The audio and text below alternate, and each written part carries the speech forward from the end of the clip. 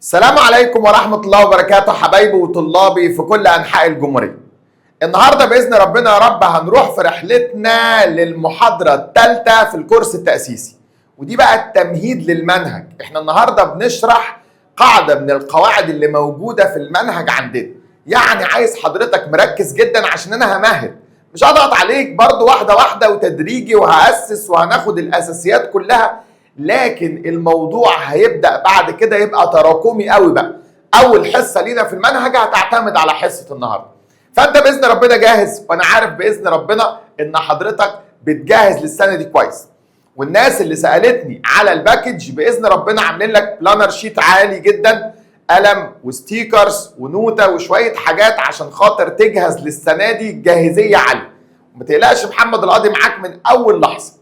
يلا بينا نستعين بالله، اشرب شوية المية الحلوين وصلي على حبيبك النبي عليه أفضل الصلاة والسلام، ويلا بينا نبدأ. بص يا دكتور، واحدة واحدة كده، من ضمن أجمد الأزمنة اللي عندنا هو زمن اسمه البريزنت بيرفكت تنس. بريزنت بيرفكت تنس هو المضارع التام، وده زمن من الأزمنة الرئيسية في الإنجليش عشان هو فيه لمسة صغيرة بتبقى مهمة اسمها المعنى. طب تعالى وانت نتكلم، مثلا لو انا اتكلمت مع حضرتك فيه ايه هو البريزنت بيرفكت تنس. البريزنت بيرفكت تنس ده لو انا يعني هشرحه لحضرتك او هفسره، هقول لحضرتك البريزنت بيرفكت تنس دوت.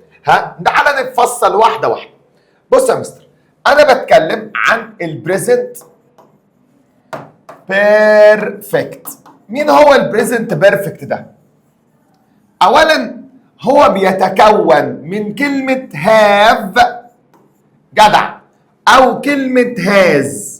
سامع واحد بيقول لي اللي هما بمعنى يمتلك، صح، هما بمعنى يمتلك ده لما يكونوا فعل أساسي.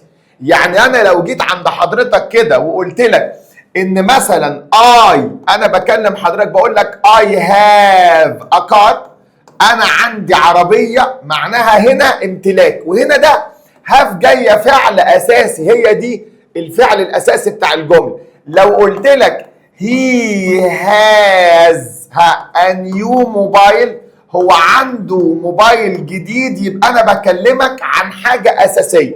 هنا has فعل اساسي، have او has لو فعل اساسي. مش دي قاعدتنا احنا. البريزنت بيرفكت بتاعنا ده مش هي دي القاعده اللي انا بتكلم عنها. امال انا بتكلم عن ايه؟ تعال اقول لحضرتك. انا بتكلم لو كلمة هاف دي جاي معاها او جاي معاها وي، او جاي معاها زي، او جاي معاها اسم من الاسماء الجمع، ده كده السبجكت بتاعنا اللي هو الفاعل. لكن جاي بعدها past participle، يعني التصريف الكام؟ التالي. شرط هنا يكون عندي verb، يكون عندي فعل هحطه في التصريف الكام؟ في التالي. يبقى انا بتكلم عن هاف كهيلبنج فيرب، كفعل مساعد. دي قاعده النهارده. مثال يعني على هاف الاول. لو انا هدي لحضرتك اكزامبل صغير كده، هقول لك I have worked. I have worked hard، انا اشتغلت بجد. شوف حضرتك خدت بالك ان الجمله هنا قايمه على اني عندي subject، وجنب السبجكت ده عندي كلمة هاف، بعدها حطيت الفعل في الباست بارتيسيبل تصريف كام؟ تالت. يبقى دي كده الشكل الأول I have worked. تمام. أما لو أنا هستخدم هاز، فهاز هتاخد الضماير زي الهي أو زي الشي أو زي الإيت أو زي اسم من الأسماء المفرد. لو أنا بتكلم عن التيتشر المدرس، غير لو أنا بتكلم عن التيتشرز المدرسون. لو انا هتكلم عنهم كلهم فانا هنا بتكلم عن كلمة هاف. اما لو بتكلم عن مدرس واحد فهتكلم عن كلمة هاز، وفي الحالة دي هيجي بعدها باست بارتيسيبل برضه تصريف كام؟ تالت. برافو عليك. طب تعالى ناخد مثال التاني كده. لما اقول لك he has traveled، هو has traveled to London، هو راح فين؟ لندن. يبقى الجملة دي استخدمت فيها كلمة هاز، وهاز ليس لها معنى.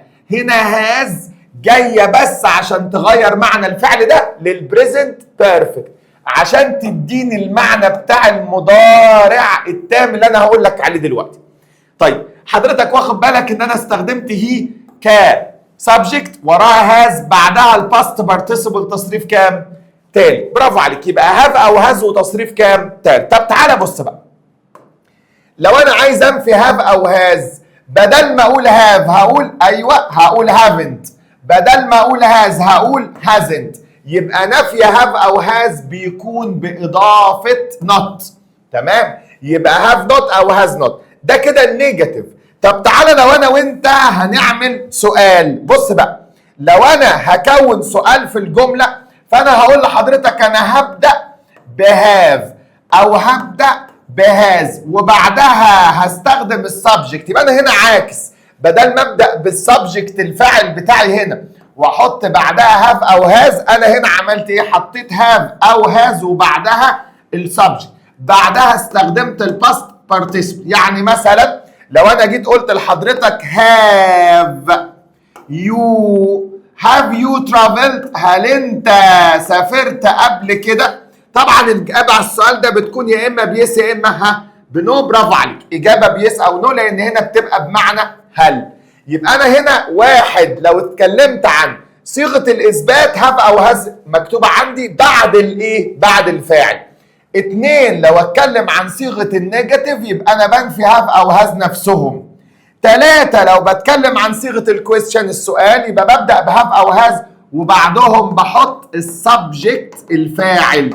كده الجمل بتاعتي واضحه، وده البريزنت بيرفكت كاساسيات. وعايز اطلب منك طلب، اللي انا كاتبه ده اسمه اساس الايه؟ اساس الزمن. لكن لسه هنروح للفكره اللي بعدها. تعال نرجع انا وانت بقى بسرعه كده نفهم الموضوع كان ماشي ازاي. برافو عليك. يبقى انا تاني لو قلت لحضرتك البريزنت بيرفكت تنس هتقول لي في صيغه الاثبات بتاعتي هاف او هاز والباست بارتيسيبل تصريف ثالث زي I have seen that movie او I haven't seen that movie. يبقى انا بادئ الاول بمين؟ بالسبجكت، بعد السبجكت خدت هاف او هاز، بعد كده بحط الباست بارتيسيبل التصريف الكام؟ الثالث. وخلي بالك هاف او هاز هنا ليس لها معنى. طب في حاله ان انا اتكلمت على الجمله الاستفهاميه هبدا بهاف او هاز زي ما انت شايف هنا هاف وراها السبجكت بتاعنا اللي هو يو، بعدها done your homework. واضح كده الكلام بتاعي؟ يبقى انا كده اتكلمت على اساسيات الزمن ده. طب تعالى بقى اخدك في رحله صغيره لاهم نقطه بقى، متى يستخدم هذا الزمن؟ بص يا مستر، خلي بالك من اللي انا هقول لك عليه، افهم قبل ما تحفظ، مش هينفع، لان بقى عندي ريرايت، عندي مقالي، عندي اسئله فيها استنتاج، عندي استنباط، عندي اناليزس، عندي تحليل للجمله.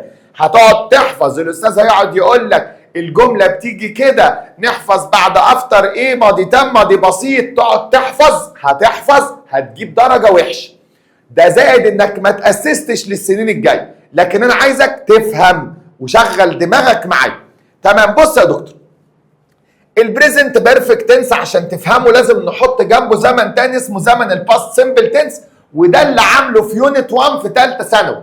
حاطط الاثنين جنب بعض وعامل الكومبيرنج ده عشان يوضح المعنى مظبوط. بص بقى، لو انا جيت قلت لحضرتك فور اكزامبل I worked، انا I worked yesterday، تفهم من كلامي ان انا هنا مال يا مستر؟ قال لي كان يعمل.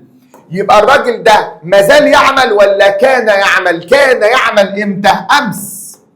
والعمل ده كمان ايه اللي حصل له؟ انتهى. يبقى الباست سيمبل يعبر عن الماضي. ايه هو الباست سيمبل ده؟ حدث بدأ وانتهى، تم في الماضي خلاص. وقت محدد، وقت غير محدد. اشهر كلماته يسترداي، كلمه لاست ويك، لاست مانث، لاست يير، اجو، ان لما يجي معاها تاريخ قديم، او كلمه وانس يعني ذات مره. وخدنا الاغنيه بتاعتها ان ذا باست لاست يسترداي اجو. برافو عليك. دي كلمات الباست سيمبل. خلي بال حضرتك الباست سيمبل واحنا بندرسه قلنا سبجكت، بعد كده الفيرب بنحطه في الباست فورم، يعني نحط الفعل متضاف له اي دي، او نحط الفعل اللي هو الريجولار فيربس، الافعال الغير منتظمه. يبقى هي واتشد ذا موفي يسترداي، هو اتفرج خلاص، وبنفي الجمله بكلمه didn't. بنفي الجمله بكلمه didn't وراها بحط الانفينيتيف، اصل الزمن بتاعنا المصدر بتاعنا، ده الباست سيمبل. طيب خلاص هنقول ان الباست سيمبل ده رقم واحد، ده ماضي. طب امال ده بقى؟ قال لي لا، ده حاجة تانية خالص، ده حدث في الماضي وأثره مستمر أو غير محدد التوقيت. يعني هو حاجة حصلت، مثلا أنا بقول I have، حلو. هنا بقى واحد بيقول لي مستر أنا هقول I have worked، حبيبي worked هنا مش هي worked هنا. worked هنا دي كان معناها إن الحدث انتهى، اما worked دي جه قبلها مين؟ have، اديتها معنى، ايوه شوف السهم الجميل ده، معنى الاستمراريه او البقاء. لسه I have worked، I have worked recently، انا بشتغل امتى؟ مؤخرا، حديثا. يبقى الراجل ده ما زال اثار الشغل باين عليه. جه بيقول لي I am tired، انا متعب. I have worked، يبقى الجملة واضحة. عشان كده لما هو بيقول لي he has finished his homework، he hasn't الجملة بتاعتي مثلا hasn't finished his homework، معناها هو لسه ما خلصش واجبه حتى الآن. أشهر الكلمات ever وnever، already، yet، just، since، for، كلها كلمات احنا عارفينها هناخدها بالتفصيل. يبقى المعنى هنا حدث له أثر، هنا حدث انتهى، نقطة كده وخلص الموضوع. قول لي تاني، الباست سيمبل تم وخلص وخلاص راح، اما الباست بيرفكت ما زال له اثر، الباست بيرفكت ما زال له اثر. انا عايزك تركز معايا، سيب كل في ايدك، الموبايل اللي جنبك ده عايزك تسيبه خالص خالص خالص وتركز معايا فكريا حتى لو سامعني بس. الباست بيرفكت ده لسه له اثر، ممكن الاثر بتاعه يكون present، يعني I am tired، I am tired، مش I was tired، I am tired، ما زلت انا تعبان حتى الان. برافو عليك. عايز اخد انا حضرتك واطلع عند الحته اللي جايه دي توديني لحته مهمه قوي. بص يا عم الحاج، حضرتك بتقول لي مستر طب اديني امثله على الكلمات الداله هنا. هناك كان في yesterday وكان في last وكان في once، لكن هنا في كلمات تانية خالص. ركز معي. اول مجموعة كلمات وانا حاطط لحضرتك كده بالطريقة الجميلة اللي بيساعدني فيها مستر بيرفكت حبيبنا الجميل اللي هو بيسلينا، قال الكي ووردز دي كلها بتيجي اخر الجملة. يعني recently او lately او كلمة yet دول بيجوا اخر الجملة. اعتبرنا recently وليتلي الاثنين دول هما بيعبروا عن حدث تم، والحدث ده تم منذ وقت قريب. يعني مثلا I have received، أنا استلمت الإيميلز recently، معناها حديثا، لسه مستلم الإيميلات دي قريب. لاحظ حاجة بقى، مكانها جاي فين؟ برافو عليك، آخر الجملة. يبقى recently تيجي آخر الجملة. طب lately برضو آخر الجملة. طب yet برضو هتيجي آخر الجملة.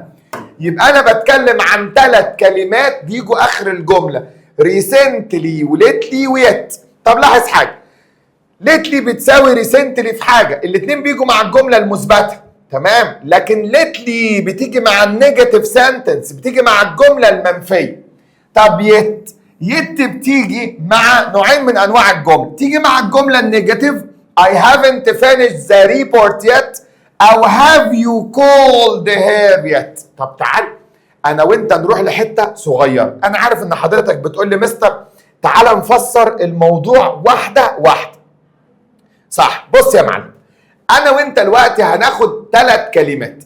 أول كلمة اسمها recently، صح جدا، أدي recently بتاعتنا. وهناخد كلمة تانية اسمها lately، تمام جدا جدا، أدي lately. وهناخد كلمة تالتة اسمها yet. ال3 كلمات دول لو جم في الاختيارات اختار بناء على ايه؟ بص بقى، هنركز انا وانت ونشوف احنا عايزين نعملها ازاي. اول واحدة بيقول لي I have، مستر اقول have ولا haven't؟ قال لا اقول have. I have، خلي بالك يبقى كده الجملة ايه؟ برافو عليك، مثبتة. I have traveled، انا سافرت ريسنتلي، لان ريسنتلي مكانها اخر الجمله. حلو، يبقى I have traveled recently، انا لسه مسافر مؤخرا، اخر فتره. والناس اللي مش عارفه يعني ايه مؤخرا، يعني قريبا. حلو. طب تيجي ناخد تاني واحده، يلا بينا. تاني واحده بتقول لي مستر I have او I haven't، الاتنين ينفعوا. يعني كده بتكلم عن المثبتة وبتكلم عن المنفية. I have أو I haven't worked. حضرتك أنا ما اشتغلتش lately، يعني مؤخرا برضو، أو بتيجي بمعنى حديثا. يبقى lately اللي بمعنى مؤخرا أو حديثا برضو مكانها آخر الجملة. برافو عليك، أنا مرتبهم مع بعض، ما هي دي آخر الجملة ودي آخر الجملة ودي هتبقى آخر الجملة. يبقى I have أو I haven't worked. وعايزك يا صديقي تبقى عارف إن أنا برتب لك ترتيب يساعد على الحفظ. زي ما أنا في القاموس حطيت الirregular verbs كلها بنغمة جامدة جدا عشان تسهل حفظها. ودي طريقة عشان الشرح يكون أريح وأوفر لحضرتك في الوقت في المذاكرة. ويا ريت تكتب ورايا ورقة قلم عشان إحنا محتاجين حضرتك تتعلم موضوع الكتابة ده. تالت واحدة للراجل المحترم الجميل، قال لي مستر هنا بص بقى، أنا بقول لك إن I haven't seen him، أنا ما قابلتوش يت، ويت معناها حتى الآن، وهي برضو جاية آخر الجملة، بس على شرط تيجي مع الجملة اللي قدامنا دي اللي هي المنفية، احنا قلنا على دي منفية، أو تيجي مع السؤال have you finished، هو انت خلصت الهوم ورك اللي وراك؟ have you finished؟ حلو جدا. يبقى واحد، لو انا هتكلم مع حضرتك هنا الجملة مثبتة صح، مع المثبتة recently، مع المثبتة recently. اما لو انا هتكلم مع سعادتك واقول لك مع المنفية او المثبتة هتبقى lately. طب لو انا هتكلم برضو مع حضرتك واقول لك يلا بينا نبص على اللي جايه دي، مع هنا مين؟ haven't، او هنا have جايه على شكل الكويستشن، هستخدم يت. يبقى recently lately yet مكانهم اخر الجمله.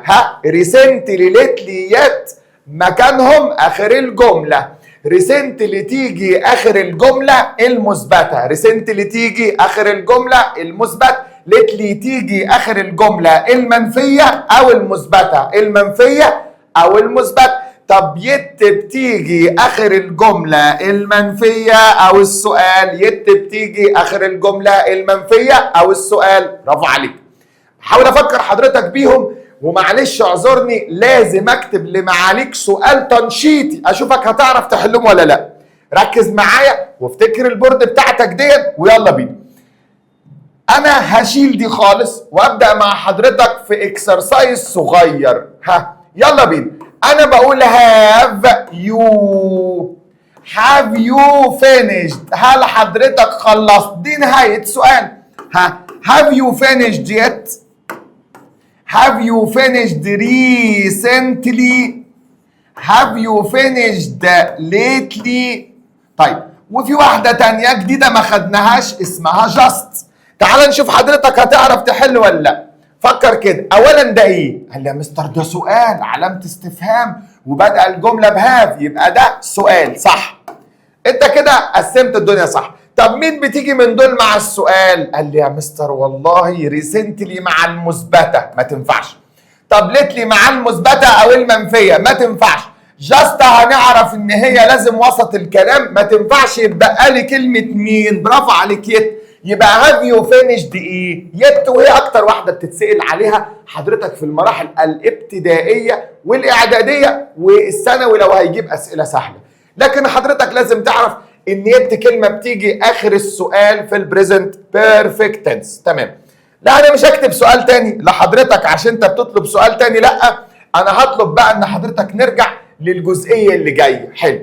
خدنا ريسنتلي، خدنا ليتلي، خدنا يت صح. خدنا ريسنتلي، خدنا ليتلي، خدنا يت. طب تعالى بقى ناخد اللي بعدهم. تمام.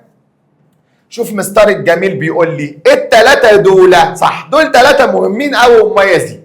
هقول لك أول واحدة اسمها جاست صح، وجاست بتعبر عن المضارع التام بمعنى حالا توا دلوقتي، زي I have just finished my coffee. خلصت القهوة حالا، حاجة لسه حاصلة. تمام. وهنا برضو هي she has just left، هي لسه مغادرة حالا.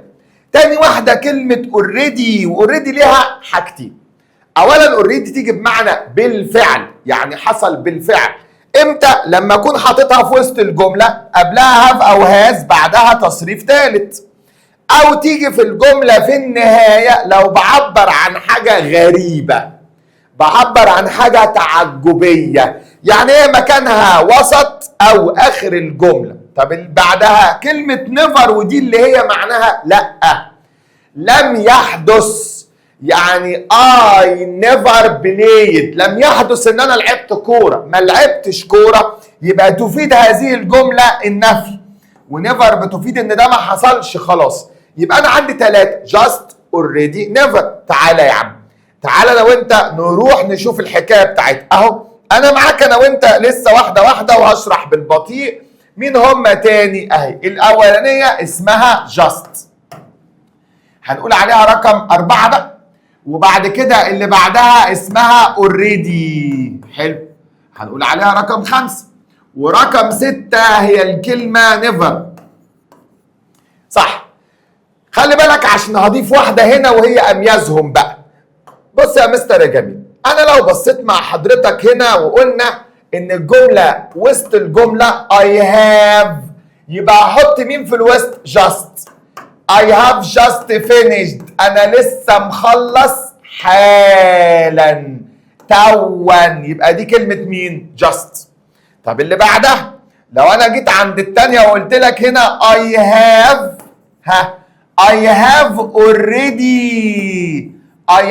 already worked، أنا على فكرة اشتغلت بالفعل، يبقى الراجل ده عمل شغله بالفعل. حلو جدا. طب تعالى انا وانت، لو انا بقول لك بقى ان انا كسبت $1,000,000، فانت هتقول لي have you won، هو انت كسبت already؟ يعني انت عايز تقول لي ده حقا انت بجد كسبت. وهنا اصل السؤال بتاعك تعجب، بتقول لي it's amazing، دي حاجة مذهلة. يبقى لما اكون بسأل سؤال للتعجب بستخدم كلمة already، يبقى already للتعجب. اما جاست بمعنى توا. تيجي بقى كلمة نيفر، ونيفر عليها حوار السنة دي ضخم قوي. لو انت في ثالثة ثانوي فنيفر عليها موضوع، لان هي هتيجي في الريرايت، والسنة اللي فاتت اتكرر الريرايت وشرحناه في اول السنة وبرجع لغاه تاني. السنة دي هو قرر من البداية ان هيبقى في ريرايت، يعني نقدر انا وانت نسأل الفرق بين نيفر وايفر. شيل دي من الجملة، حط دي من الجملة، تعرف ترتب. لازم نتعلم ده من البدايات. فكلمة نيفر هي معناها ان حضرتك ما عملتش هذا الشيء. I have never traveled، انا ما سافرتش، انا لم اسافر، دي جايه بمعنى لم افعل هذا الشيء. صح جدا. خلي بال حضرتك ادي الجملة بتاعتك، والموضوع هنا لو انا طلبت من حضرتك في جملة من الجمل انك انت تحط كلمة نيفر، يبقى هتبقى وسط الجملة. كلمة اوريدي وسط الجملة او اخرها، هنا برضو تبقى وسط الجملة. اذا التلاتة دول هو مكانهم وسط الجملة. هنزيد عليهم رقم 7 بقى، واحدة اسمها ايفر. وايفر دي بتيجي في مكانين. المكان الاول تأتي وسط السؤال، يعني اقول لك have you، هل حضرتك هنا have you ever traveled، هل عمرك سافرت؟ فانت استخدمت كلمة ايه؟ ever. برافو عليك. او تيجي في مكان تاني رقم 2 لما اقول لك ان this is the biggest car، دي اكبر عربية. this is the biggest car I have ever seen، ما قابلتش زيها. هنا بنسميها جت مع التفضيل. ولو انت حاضر معايا قبل كده، فانا في المحاضرة التانية اتكلمت عن ايه؟ عن الكومبيراتيف والسوبرليتيف. اتكلمت عن التفضيل اللي هو the biggest او the longest او استخدام الكلمة اسمها the most، او حتى لو استخدمت كلمة زي كلمة the first يبقى the first او the most او the best. كل دي كلمات تعلمني ان انا اتعامل مع كلمة ever. برضو واحدة واحدة، واحنا في اول حصة في المنهج هنعيد تاني ever ونيفر، هناخد since وفور، هناخد كل الكلمات دي، هنعمل كومبيراتيف عالي ما بينهم جدا، هناخد سؤال الريرايت. لسه الريرايت ده مش هينفع احطه لك في الاساسيات دلوقتي خالص، احنا بنأسس بس. طب تعالى نرجع انا وانت للموضوع بتاعنا ونرجع تاني. احنا خدنا just وخدنا اوريدي وخدنا نيفر. جاست اوريدي نيفر. جاست اوريدي ايه يا دكتور؟ نيفر. برافو عليك. طب تعالى انا وانت نقول لنفسنا حاجه. احنا خدنا البريزنت بيرفكت. البريزنت بيرفكت اتكون من فاعل زائد هاف او هاز وفعل في تصريف كام؟ ثالث. خدنا انا وانت كلماته الداله اللي هم برافو عليك قوي، ريسنتلي وليتلي ويت. خدنا جاست واوريدي ونيفر. خدنا ايفر وقلنا هناخد سنس وفور لما ناخد المنهج بتاعنا. ان كنت حضرتك في ثالثه اعدادي خلي بال حضرتك من الحته دي. ثالثه اعدادي هو منهج ثالثه ثانوي، عشان ثالثه ثانوي مش هتكون موجوده السنه الجايه في نظام البكالوريا، فغالبا كل تفاصيل منهج ثالثه ثانوي نزلت لثالثه اعدادي. فثالثه اعدادي لازم تركز معانا في المحاضرات دي اللي هي محاضرات تأسيسية لاخواتك اللي في ثالثه ثانوي. برضو في حاجه تانية خدناها، الفرق بين الباست سيمبل والبريزنت بيرفكت، المضارع التام وزمن المضارع الماضي البسيط. طب الحاجات دي لما نيجي نحل عليها هنلاقي انا وانت في الصفحه رقم، في البيج رقم ايوه برافو عليك 97. ده في الكتاب بتاع مستر بيرفكت هوم ورك، الواجب بتاع الكورس بتاعنا دون. هتلاقي الاسئله مترتبه ترتيب جيد واحنا هنحل مع بعض جزئيه منها. بس حضرتك لازم تعرف ان الترتيب بتاع الاسئله بيبقى بادئ الاول بحاجات سهله بسيطه، اي تيجي مع هاف، هي تيجي مع هاز، بعد كده بنعلى قوي لاسئله داخله في بعض شويه، اسئله كومبليكيتد معقده عشان حضرتك تقدر تستفيد الاستفاده القصوى. طيب تعالى وانت بقى نبص على حاجه صغيره جدا، وهي دي بقى موضوعنا. ركز بقى مع اخوك واوعى تخاف. بتوع ثالثه اعدادي تقدر تنسحب خلاص، عايز تريح ريح، اشرب شويه ميه، عايز تستفاد براحتك. طالب اولى ثانوي كذلك، لكن تانية وثالثه لازم تركز معايا. هنا جزئيه عاليه شويه. بص بقى، دي من المستوى B1 ويمكن يوصل للبي 2، حته معقده وموجوده في منهج ثالثه ثانوي السنه دي وموجوده في منهج ثانيه ثانوي. في الجرامر هنا عندنا حاجه اسمها البريزنت بيرفكت اللي احنا لسه واخدينه، هنضيف عليه ان هو يكون مستمر. يعني بقول المضارع التام المستمر. يعني ايه؟ مش فاهم. اولا المضارع التام المستمر ده هو زمن بيدي نفس معنى المضارع التام، حدث بدأ في الماضي وما زال مستمر وله اثر. بس في حاجه، الاثر هنا بتاعه كان اثر محدد ومحدد بمده معينه. يعني انت بتقول لي مستر حضرتك اشتغلت، قلت لك I have worked، انا اشتغلت. I am tired، انا متعب. يبقى انا هنا حددت ان اشتغلت ومتعب الفتره دي لسه الوقت. اما لما اقول لك I have been working all day، انا كنت شغال طوال اليوم. I am tired، هنا الشغل بتاعي خد مده وتعبني جدا والجمله واضحه. يعني مثلا بص المثال اللي انا هقوله ده، he has been waiting for an hour، هو استنى لمده ساعه. هنا المده محدده، يبقى إذا تم تحديد المدة للمضارع التام يبقى مضارع تام مستمر. تاني، إذا تم تحديد المدة للمضارع التام يبقى مضارع تام إيه؟ مستمر. طب التحديد إزاي؟ أقول لك، يحط كلمة فور معاها ناو، يحط كلمة سينس معاها ناو، يحط كلمة all، يحط كلمة at، يحط كلمة this. تمام؟ يبقى كل دي علامات. خلي بال حضرتك انا بقول ايه؟ يتكون هذا الزمن من have او has مع كلمة been مع الفيرب متضاف له ايه؟ ing، يستخدم للتعبير عن حاجة مستمرة مستمر الاثر بتاعها، هي مستمره نفسها، انا محدد لها مده معينه، يبقى استخدم مضارع تام مستمر. طبعا في كلمات مرتبطه بالدرس ده زي مثلا ويت. كلمه ويت يعني ينتظر، دايما المنتظر بيكون بمده، يبقى I have been waiting، انا استنيت حضرتك امتى؟ for 3 hours، لمده 3 ساعات. هنا المده محدده، اذا تم تحديد المده يبقى المضارع التام اصبح مضارع تام مستمر. اذا تم تحديد المده يبقى مضارع تام مستمر، اذا تم تحديد المده يبقى مضارع تام مستمر. يبقى انا استخدمت هنا ايه؟ have او has been والفيرب متضاف له ing. لحد هنا حضرتك معايا كويس جدا جدا جدا، لكن في تفصيله مهمه.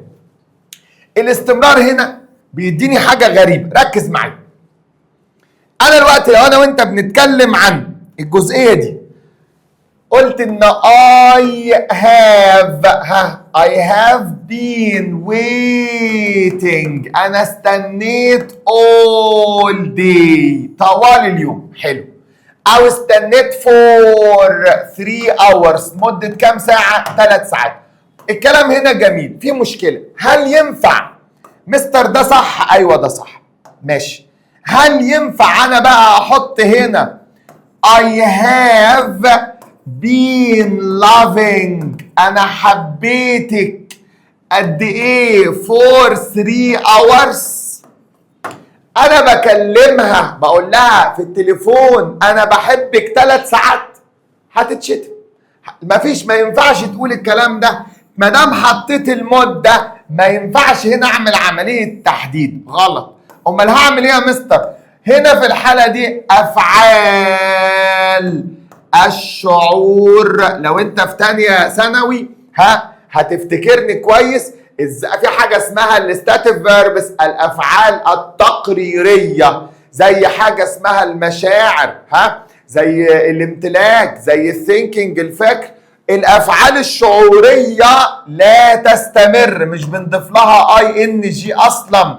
يبقى هنا هقول له I have loved you، انا حبيتك for 3 hours. هنا تفهم من معنى الجمله دي ان انت حبيتها 3 ساعات، من ضمن ال3 ساعات دول انت هتفضل تحبها عادي، يعني مكمل. لكن اللي فوق ادتني معنى ان المده محدده، ودي ما تنفعش. المعنى ده ما ينفعش مع افعال الشعور، زي كلمه love، برافو عليك، زي كلمه feel، ايه تاني يا مستر؟ زي كلمه have يعني يمتلك، زي كلمه own.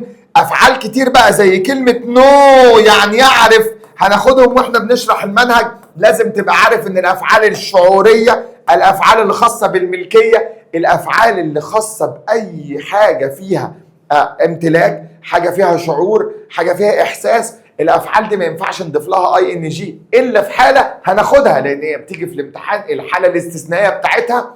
اقابلك بقى انا وانت في فيديو الحل بتاع الجزئيه بتاعت المضارع التام. على خير يا دكتور، يلا بينا ننطلق على الفيديو بتاع الحل. السلام عليكم.